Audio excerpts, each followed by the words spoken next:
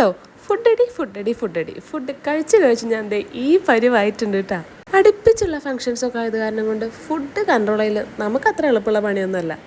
അതുകൊണ്ട് ഇപ്പം എന്തായി, 1-2 കിലോ അല്ല 6 കിലോ ആണ് ഞാൻ കുടിക്കണേ. അപ്പം ഇന്ന് തന്നെ നമുക്ക് ഡയറ്റ് സ്റ്റാർട്ട് ചെയ്യാം കേട്ടോ.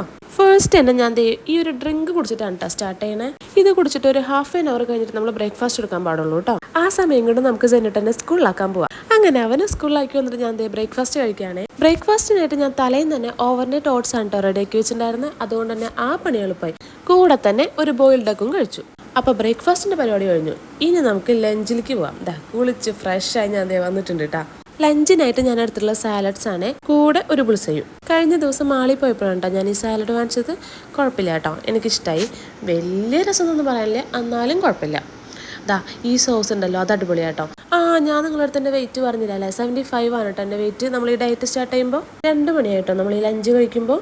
പിന്നെ 5 മണിക്കാണ് കേട്ടോ നമ്മൾ കഴിക്കണേ.